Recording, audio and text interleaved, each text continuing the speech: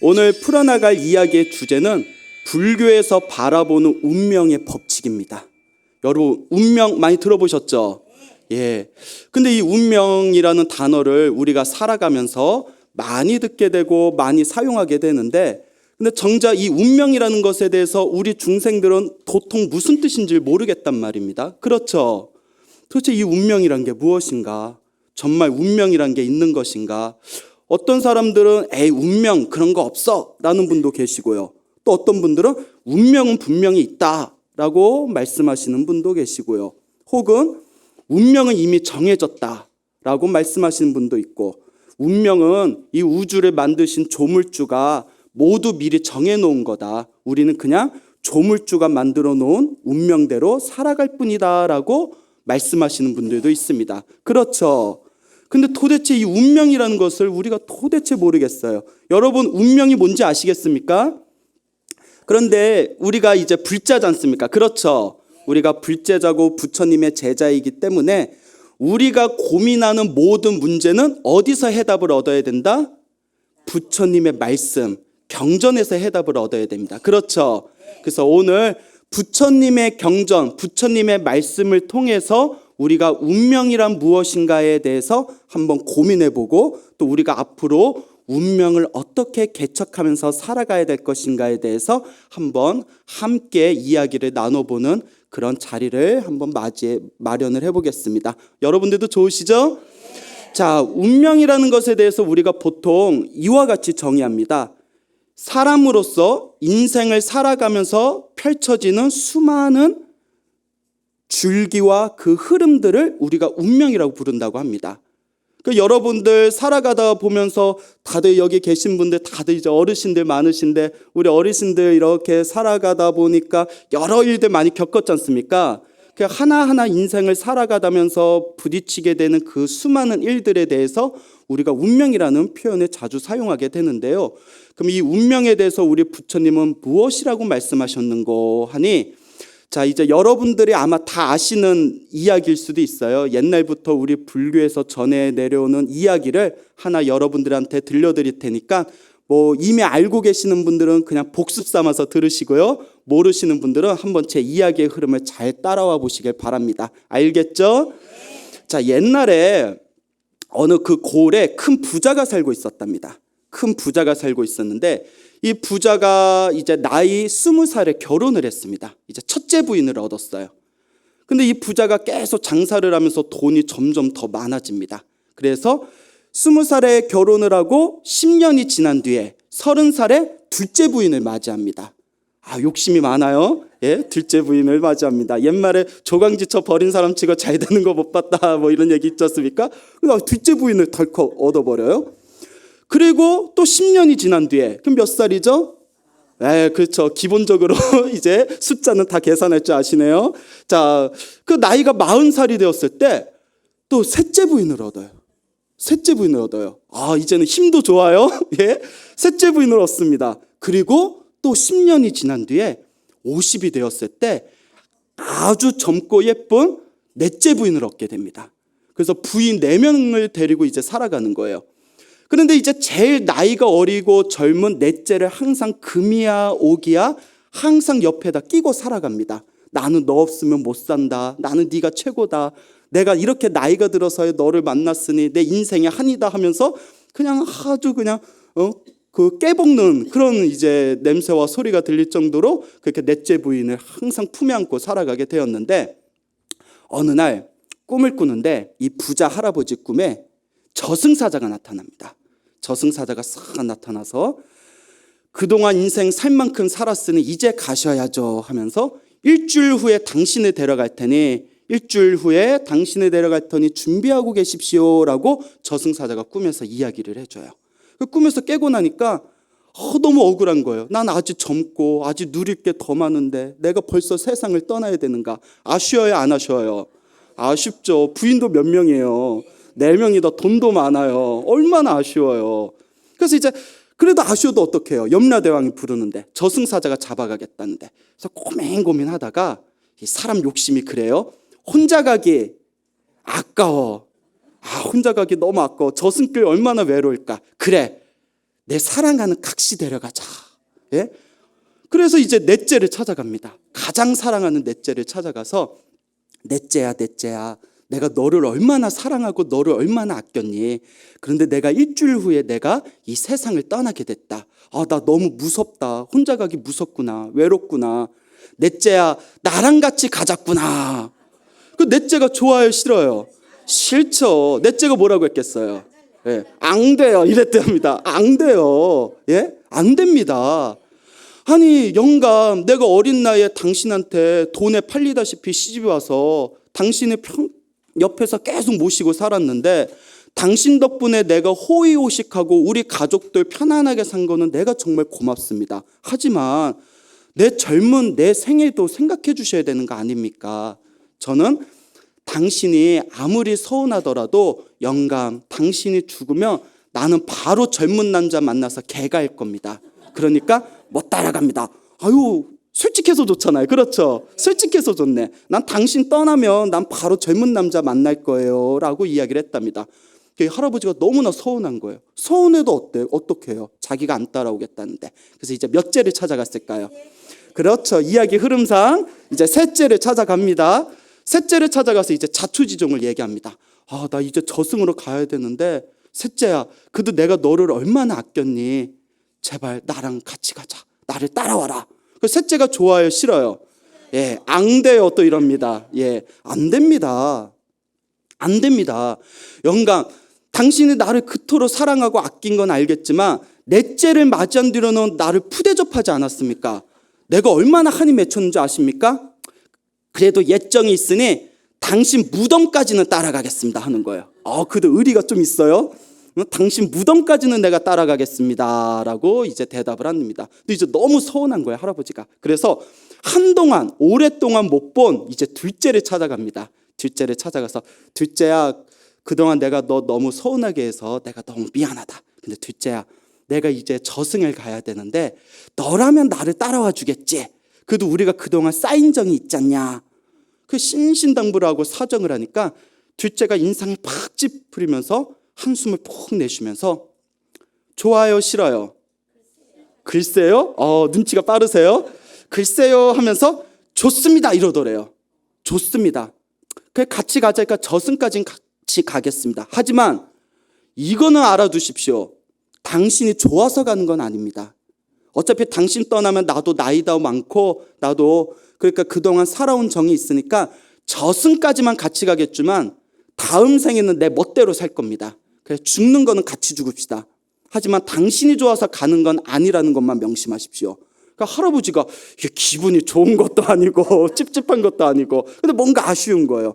같이 가자니까 좋긴 좋은데 아이고 끝까지 온다는 얘기도 아니고 내가 좋아서 따라오는 것도 아니구나.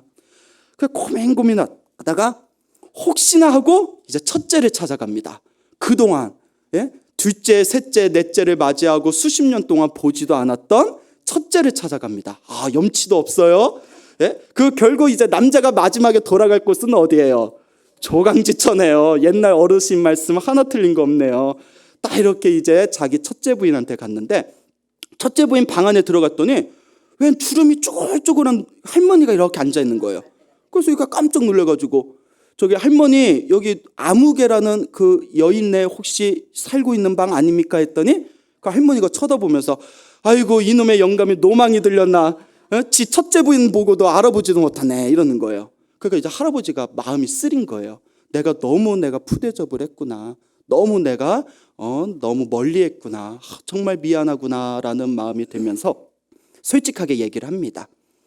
여보, 내가 이제 며칠 후에 저승으로 떠나야 되는데 혼자 가기가 너무 무섭고 넷째는 나 떠나자마자 젊은 남자 만나서 바로 개가한다 하고 셋째는 무덤까지만 따라오겠다 하고 둘째는 따라오긴 따라오는데 자기가 좋아서 따라오는 건 아니다.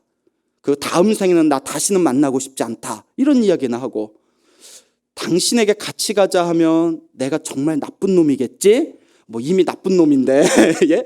그렇게 이제 나쁜 놈이겠지라고 이제 운을 띄우니까 역시 첫째 부인 죽으나 사나 첫째 부인 한숨을 푹 내쉬면서 아유 내가 이 집으로 시집 와서 살아서도 이 집 귀신이요 죽어서도 이 집 귀신입니다.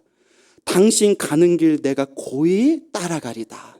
다음 생에 당신이 천상에 가든 당신이 지옥에 가든 다음 생에도 당신을 따라가리다 라고 이렇게 이야기를 하더랍니다. 그러면 이 이야기의 주제는 그래 첫째 부인한테 잘하자 이렇게 주제를 맺으면 안 됩니다. 예, 이게 핵심이 아니에요. 자, 지금까지 이야기한 이 내용이 대충 어떤 흐름인지는 이해가 가시겠죠? 여기에 대해서 우리 부처님께서 다음과 같은 법문을 하십니다. 그대 불자들이여 자세히 들으라. 이것이 우리 중생들의 운명이다. 자, 첫째, 같이 가자 하고 제일 아끼고 가장 사랑했던 요 넷째 부인. 근데 이 넷째 부인이 자기가 죽으면 바로 젊은 남자 만나서 개가하겠습니다. 당신이 죽자마자 나는 바로 떠나겠습니다. 이 넷째 부인의 본질이 무엇일까요? 재물이랍니다. 우리 돈, 재물. 여러분, 중생들이 제일 좋아하는 게 뭐예요? 돈이죠. 우리 불자는 아니지만, 우리 불제자들은 불법이 제일 좋지만 일반 중생들이 제일 좋아하는 게 뭐예요? 돈이랍니다. 그래서 뭐니 해도 뭐가 제일 좋다? 머니가 제일 좋다. 뭐 이런 또 이제 속설이 있지 않습니까? 내가 살아생전에 가장 많이 아끼고 내가 살아생전에 가장 집착했던 거, 그것이 바로 무엇이다? 재물이랍니다. 돈이랍니다. 근데 여러분, 죽자마자 그 돈은 어떻게 될까요? 내가 죽자마자 그 돈은 내 몸을 떠납니다. 자손들한테 가든지 다른 사람한테 가든지, 여러분이 갖고 있던 통장, 부동산, 여러분들 죽자마자, 여러분들 세상 떠나시자마자 다 다른 사람 명의로 다 이제 넘어갑니다. 그렇죠? 죽자마자 가장 내가 제일 아꼈지만 내 목숨이 끊어지자마자 가장 다른 사람한테 먼저 달려가는 거, 그게 바로 재물입니다. 어때요? 동감하세요? 그러면 무덤까지는 따라오겠다는 셋째는 누굴까요? 예, 맞습니다. 가족입니다. 자식이고 가족입니다. 내가 죽으면 장례식장에서 눈물 펑펑 흘려주고 절에서 49제 지내주고 무덤까지 와주는데, 그렇다고 같이 죽어요, 안 죽어요? 안 되죠. 예, 같이 안 죽습니다. 엄마, 나 엄마 없으면 나 절대 못 살아. 근데 막상 나 죽으면 따라와요, 안 따라와요?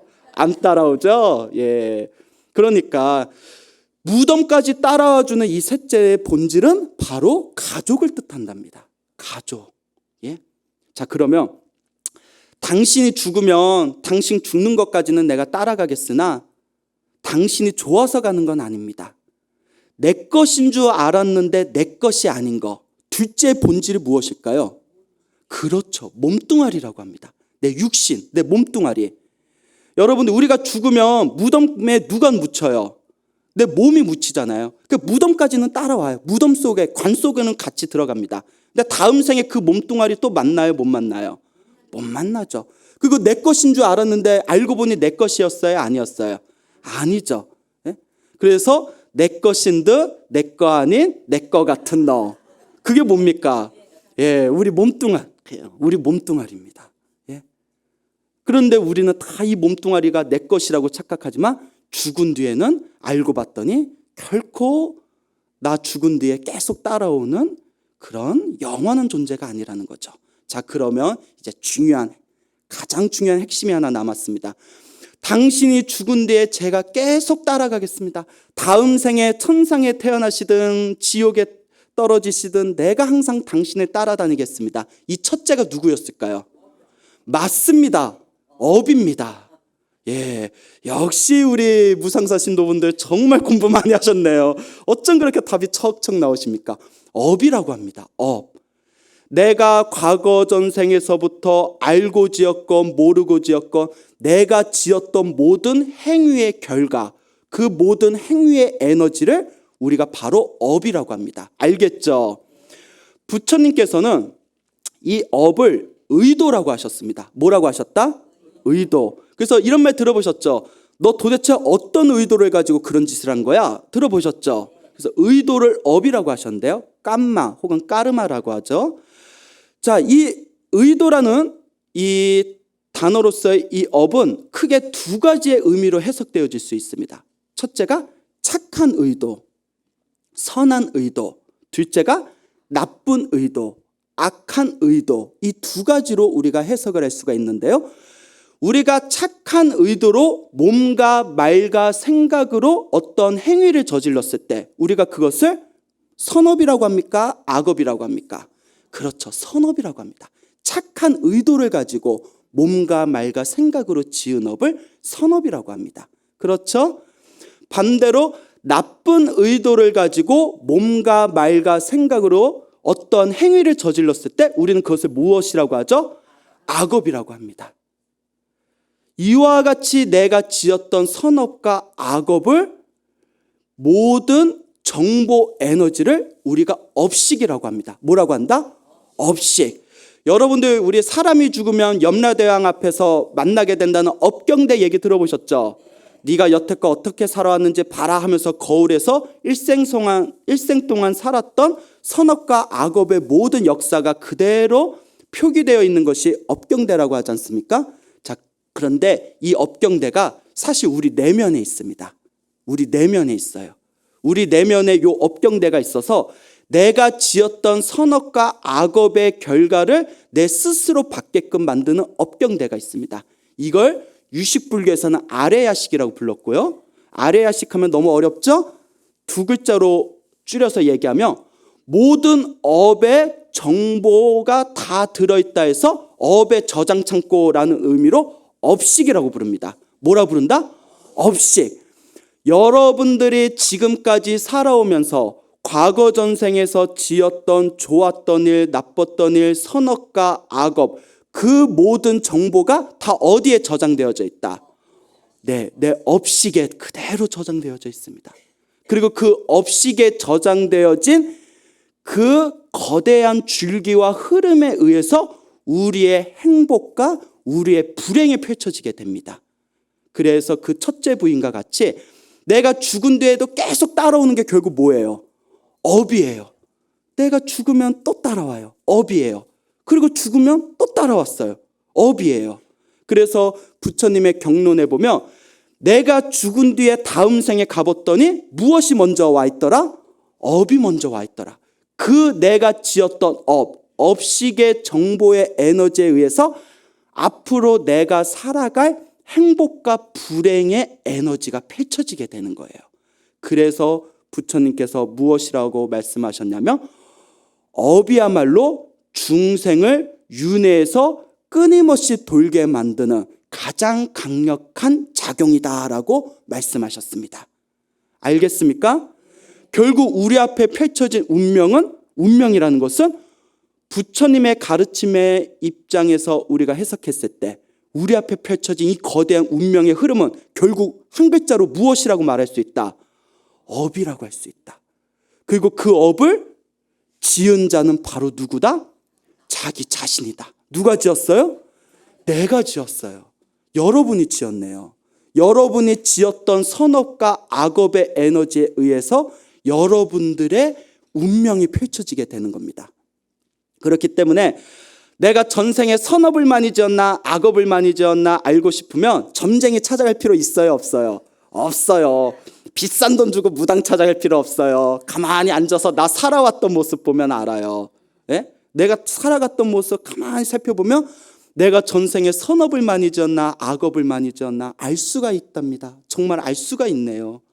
여러분은 선업을 많이 지은 것 같아요? 악업을 많이 지은 것 같아요? 그렇죠. 이번 생에 사람 몸으로 태어나고 이번 생에 불법을 만나고 이렇게 좋은 법당에서 큰 스님들 법문 그렇게 많이 들었으니 인간으로서 누릴 수 있는 최고의 복은 다 누리고 있는 거 아니겠습니까? 동감하십니까? 예. 역시 무상사 신도들 리액션이 좋아요. 예. 자, 맞습니다, 여러분. 자, 부처님의 어느 제자가 부처님께 이와 같이 질문을 던집니다. 거룩하신 세존이시여, 궁금한 것이 있습니다. 세존 부처님께서 그래 질문하여 보아라. 거룩하신 세존이시여, 왜 똑같은 중생이고 왜 똑같은 인간인데 똑같이 인간의 몸으로 태어났는데 왜 어떤 사람은 잘났고 왜 어떤 사람은 못났습니까?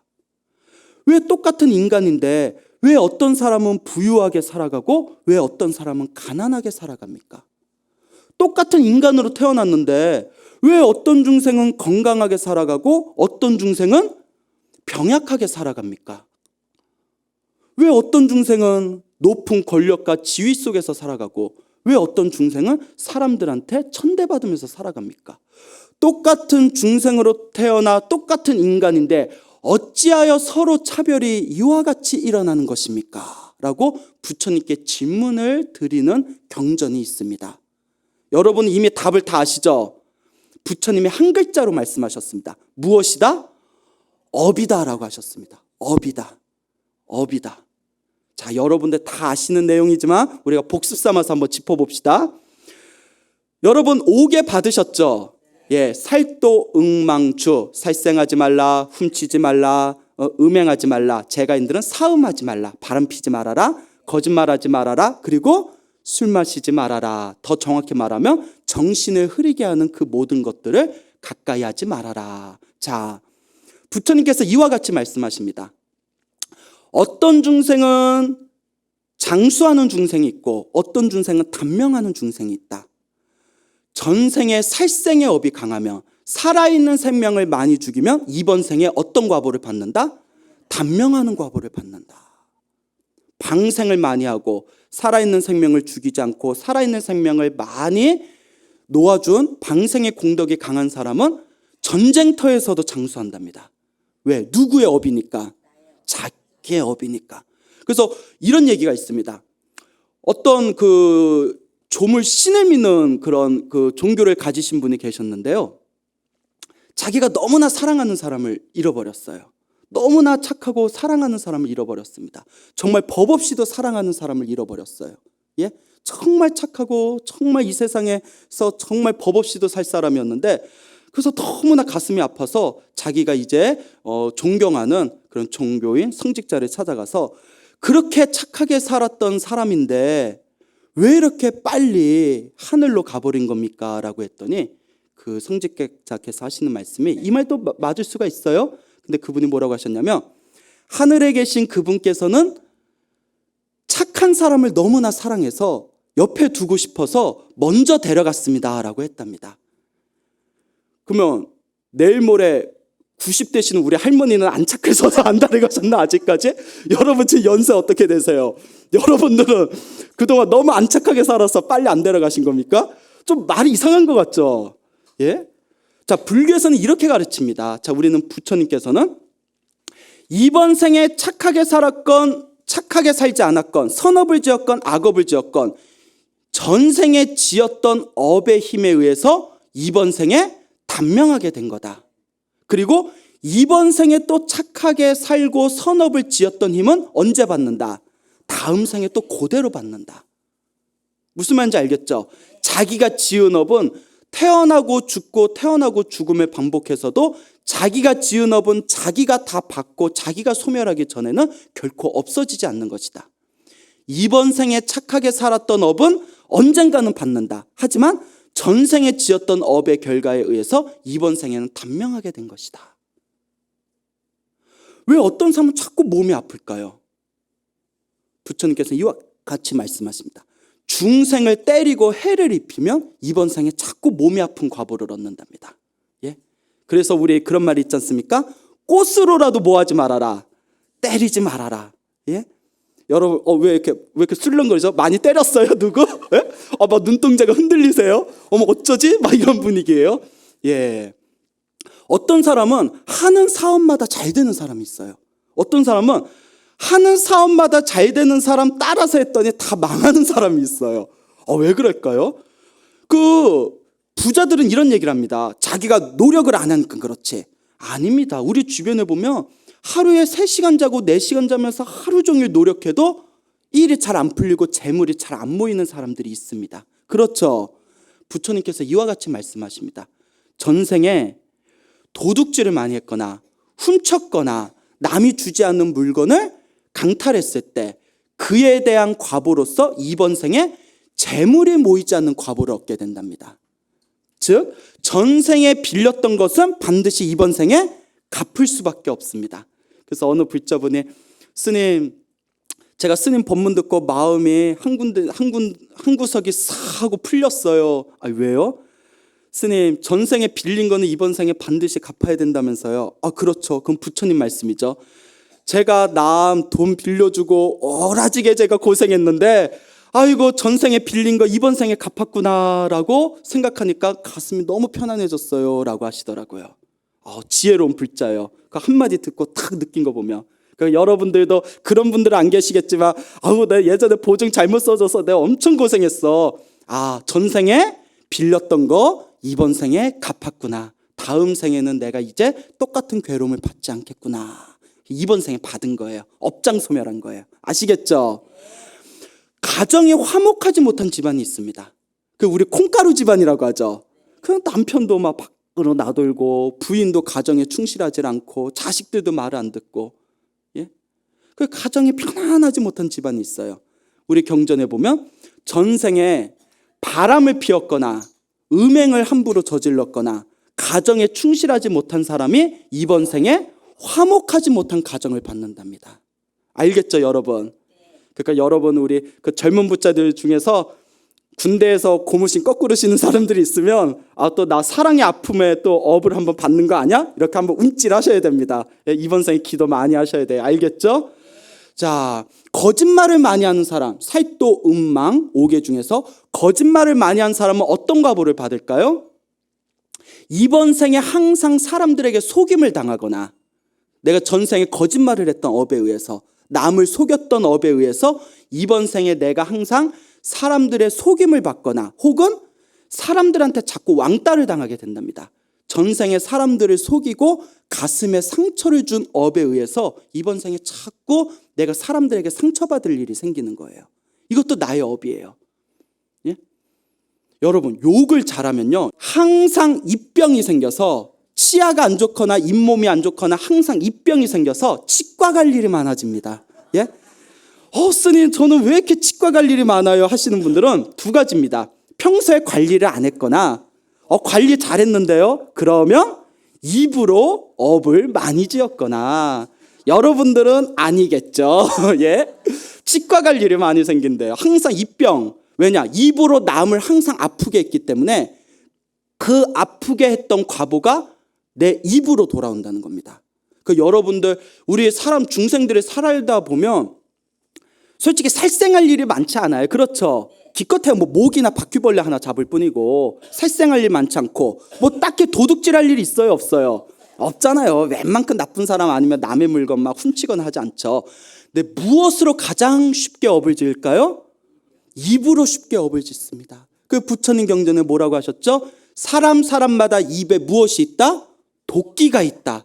그 도끼로, 입 안에 있는 도끼로 자신을 찍는구나. 이 구업을 조심해야 됩니다. 여러분들 주변에 있는 사람들한테 그 따가운 얘기, 가슴 후벼 파는 이야기, 사람 막 가슴 아리게 하는 이야기 하시는 그런 분들이 의외로 주변에 많아요. 절대 그러면 안 됩니다. 아시겠죠? 입으로 그와 같은 무서운 업을 지으면 안 된다. 경전에 수도 없이 나오는 내용입니다. 아시겠습니까? 자, 술을 많이 마시게 되면 어떤 과보를 받게 될까요? 예, 맞습니다. 삼위일의 주석서에 보면 이런 내용이 나옵니다. 술을 많이 마시고 술을 많이 마셔서 항상 정신이 흐리멍텅한 상태로 살아가는 중생은 다음 생에 똥물지옥에 떨어지거나 사람으로 태어나도 머리가 어리석고 우둔한 과보를 받는답니다. 그러니까 곡차를 드셔도 어떻게 드셔야 돼요? 그냥 취하지 않게 적당히 드셔야 되는데 그게 쉬워요, 어려워요? 예, 아예 안 마시면 안 마시지 취하지 않을 만큼 또 안 마시기가 너무 힘들죠. 그래서 여러분들이 다음 생에 지혜 총명을 얻고 싶으면 이번 생에 여러분들의 정신을 흐리게 하는 그 모든 것들, 대표적인 게 술이 되겠죠. 그런 것들을 멀리해야 된다. 아시겠습니까? 자, 살도 음망추. 살생을 많이 하면 단명의 과보에 빠지고, 도둑질을 많이 하고 남이 주지 않는 물건에 강탈하면 항상 태어날 때마다 재물이 모이지 않는 과보를 얻게 되고, 바람을 피고 사음하고 음행을 함부로 저지르면 다음 생에 가정을 꾸리게 되더라도 화목하지 못한 가정을 만나게 되고, 거짓말을 많이 하면 사람들에게 항상 속임을 당하거나 욕을 많이 하게 되면 항상 입병 때문에 고생하게 되고, 그리고 정신을 흐리게 하는 것을 자꾸 가까이 하게 되면 다음 생에 우둔한 머리를 갖게 된다라고 부처님께서 경전에서 말씀하십니다. 그리고 이와 같은 내용도 나옵니다. 왜 어떤 사람은 항상 승승장구해서 높은 권력의 지위를 얻게 되고 왜 어떤 사람은 열심히 노력해도 자꾸 사람들한테 천대받는 그런 위치에 떨어지게 되는가? 궁금하시죠? 여러분, 사촌이 땅을 사면 배가 아프다. 이걸 두 글자로 하면 뭐라고 해요? 질투죠, 질투. 남이 잘 되는 걸 시게 하는 마음, 질투. 경전에 이와 같이 얘기하십니다. 남이 잘 되는 것을 보고 질투하고 시기하면 그에 대한 과보로 다음 생에 항상 사람들에게 천대받게 된답니다. 그 질투와 시기의 과보로. 하지만 다른 사람이 잘 되는 걸 보면서 그 사람이 잘 되는 모습을 정말 진정으로 기뻐해 주면 그 사람은 다른 사람이 잘 되는 걸 보고 기뻐해 준 그 공덕으로 다음 생에 항상 하는 일마다 승승장구하게 된답니다. 경전에 나와요. 그래서 이걸 뭐라고 하면 수의찬탄이라고 합니다. 들어보셨죠? 수의찬탄. 따라서 기뻐하고 칭찬합니다. 여러분 질투심 있어요, 없어요? 아유, 대단하시네. 그 도인인데? 보살님 도인이신가? 그건 아닌데 없어요? 복을 많이 주셨네요. 예, 좋습니다. 맞습니다. 그래서 이와 같이 생각을 하셔야 됩니다. 나보다 잘난 사람이 있으면 질투하고 시기하고 깎아내리는 것이 아니라 어떻게 해야 된다? 그렇죠. 부러워하는 건 괜찮습니다. 부러워하시되 찬탄하고 기뻐하고 이와 같이 생각하십시오. 아, 저 사람은 전생에 복이 많아서 전생에 선업을 많이 지어서 이번 생에 그 복을 받는구나. 자기 복 자기가 받는 거구나. 그러니까 나도 이번 생에 무엇을 많이 지어야겠다? 복을 많이 지어야 되겠다. 이와 같이 마음을 돌려야 됩니다. 알겠죠? 나보다 잘난 사람을 보면 절대 시기하는 것이 아니라 나보다 잘난 사람을 딱 보고 마음에서 질투나 시기심이 싹 올라올 때 그걸 딱 알아차리고 아, 저 사람은 전생에 복을 많이 지어서 저렇게 자기 복을 자기가 받는 거다. 그러니 나도 질투하지 말고 이번 생에 복을 열심히 짓자라고 마음을 돌리는 게 바로 마음 수행입니다. 알겠죠? 예, 이것이 바로 마음 수행입니다. 그래서 부처님께서는 이와 같이 말씀하셨습니다. 중생은, 수많은 중생들은 재산을 모으고 있다. 돈이라는 재산을 모으고 있고 뭐 땅이라는 재산을 모으고 있고 가족이라는 재산을 모으고 있다. 하지만 죽은 뒤에 가져간다, 못 가져간다? 유일한 재산, 중생마다 죽은 뒤에도 끊임없이 따라다니는 유일한 재산이 있으니 그 재산이 바로 뭐다? 업이다라고 했습니다. 업이다. 근데 그 업이 여러분 통장 다 있죠? 통장도 마이너스 통장이 있고 대박 통장이 있잖아요. 업도 마이너스 업이 있고 대박 업이 있습니다. 여러분들이 이번 생에 악업을 짓고 몸과 말과 생각으로 삿된 짓을 하면 그것은 마이너스 악업이 됩니다. 다음 생에 재산을 받는데, 업의 재산을 받는데 힘들고 빡빡하게 살아야 되는 마이너스 통장을 받게 되는 겁니다. 하지만 이번 생에 여러분들이 열심히 기도하시고 불공을 올리시고 여러분들이 선업을 열심히 지으신다면 그것이 바로 다음 생에 여러분들의 행복과 풍요로운 삶을 보장할 수 있는 무슨 통장이 된다? 대박 통장, 대박업이 됩니다. 여러분들이 이번 생에 짓고 있는 선업은 반드시 여러분들이 받을 수밖에 없습니다. 그게 바로 불교의 가장 기초고 불교의 가장 기본인 인과 업보의 사상이 되겠습니다. 알겠죠? 이와 같이 업이라는 거, 예. 이와 같이 이 업이라는 것의 무서움을 바르게 이해해야 이 인과 원인과 결과, 내가 지은 원인에 의해서 내가 이와 같은 결과를 받았구나. 내가 착한 인연을 지었으니 내가 행복한 삶을 사는 것이고 내가 악한 인연을 지었으니 내가 이와 같은 불행한 삶을 사는 것이구나 라는 인과응보, 인과법을 바르게 이해해야 수행을 바르게 할 수가 있습니다. 예를 들어 나쁜 유혹이 생겼을 때 인과법을 제대로 이해하는 사람은 내가 지금 편하자고 이 짓을 하며 다음 생, 다다음 생 내가 이 업을 받느라 고생할 텐데 나는 이와 같은 짓을 하지 않겠다. 그 유혹을 이겨낼 수 있습니다. 알겠죠? 기도하다가 자꾸 게으름이 생기거나 복짓다가 선업짓다가 자꾸 게으름이 생길 때 내가 지금 잠깐 힘들더라도 지금 열심히 기도하고 지금 열심히 선업을 지으면 다음 생 다다음 생 내가 다 받을 텐데 그러니 조금만 더 열심히 정진하자. 이와 같은 인과의 믿음이 있어야 수행을 바르게 할 수 있다고 합니다. 아시겠죠? 네, 여기 계신 불자분들은 인과에 대한 확고한 믿음이 있으리라 저는 믿어 의심치 않습니다. 믿습니까? 예, 여러분. 예, 박수 너무 많이 치지 마세요. 예, 네, 여러분 손 아프시니까 박수 너무 많이 치지 마시고 그냥 귀로만 들으셔도 됩니다. 자, 이와 같은 인과의 법칙을 철저하게 이해하는 것, 이것이 불자의 가장 중요한 삶의 태도이다. 자, 그런데 부처님께서 이 인과응보, 업보의 법칙에 대해서 설명하시면서 어떤 경전에서 운명을 바라보는, 운명을 해석하는 세 가지 외도의 가르침, 그러니까 세 가지의 바르지 못한 가르침에 대해서 설명해 놓으셨습니다. 그걸 삼종 외도라고 합니다. 뭐라고 한다고요? 삼종 외도. 자, 첫째, 운명은 모두 하늘에 있는 조물주가 만들어놨다. 하늘에 있는 신이 만들어놨다. 신이 인간의 운명을 만들어 놓고 좌지우지한다. 그때 부처님께서 이와 같이 말씀하셨습니다. 만약에 신이 인간의 모든 운명을 만들어 놨다면 내가 아무리 열심히 노력해도 나는 행복해질 수 있다 없다? 없다. 왜? 하늘에 있는 신이 이미 다 운명을 만들어 놨으니까. 그러면서 부처님께서 이와 같이 말씀하십니다. 운명이 만약에 신이 만들어 놓고 이미 내정되어 있는 것이라면 해야 할 것과 하지 말아야 할 것에 대해서 우리는 진실을 알 수가 없다. 해야 할 것과 하지 말아야 할 것에 대해서 우리는 노력을 할 수가 없다. 이미 모두 정해져 있으니까. 고로 그것은 옳은 견해이다. 삿된 견해이다. 삿된 견해이다. 왜냐? 우리 인간의 의지를 무시하기 때문이에요. 인간의 의지를 무시하기 때문에. 그리고 두 번째 설이 있습니다. 두 번째 외도의 가르침은 무엇인고 하면 모든 것은 우연에 의해서 만들어진 거다. 그 우연이라는 거예요. 그냥 저런 부모님을 만난 것도 우연이고 이런 자식을 만난 것도 우연이에요. 내가 이런 직장을 구한 것도 우연이고 내가 돈이 모인 것도 우연이고 내가 가난해진 것도 우연이에요. 그냥 우연의 연속일 뿐이다. 그냥 다 운이다. 그 운이라는 거예요.